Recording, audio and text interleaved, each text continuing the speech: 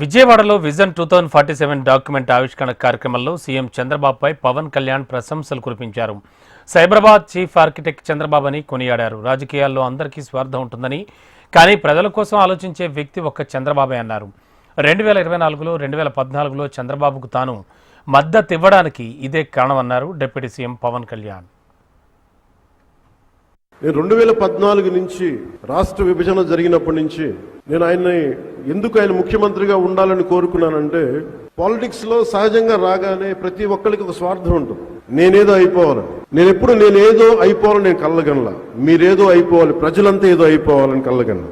ఆ కళలకి సరైన సారథ్యం వహించే వ్యక్తి ఎవరు, ఆ దిశగా తీసుకెళ్లే వ్యక్తి ఎవరు, నాకు ఆయన తప్ప ఇంకెవరు కనిపించలేదు. 2014లో ఏ సీటు తీసుకోకుండా ఎందుకు సపోర్ట్ చేశానంటే, విభజించబడ్డ ఆంధ్రప్రదేశ్ అన్యాయం కాకూడదు, ఆయన అనుభవం కావాలి, ఆయన నాయకత్వం మనకు చాలా అవసరం. అందుకే నేను చేసింది ఈరోజు 2024లో కూడా మేమందరం వెన్నంటే ఉండి ప్రధానమంత్రి నరేంద్ర మోదీ గారి నాయకత్వంలో ఎన్డీఏ కూటమిలో చేరి ఈ రోజున 151 ఎమ్మెల్యే సీట్లు కానీ, 164 అసెంబ్లీ సీట్లు కానీ, 21 పార్లమెంట్లు కానీ సాధించామంటే, కలిసి కట్టుగా ఉంటే ఎలాంటిది ప్రజలకు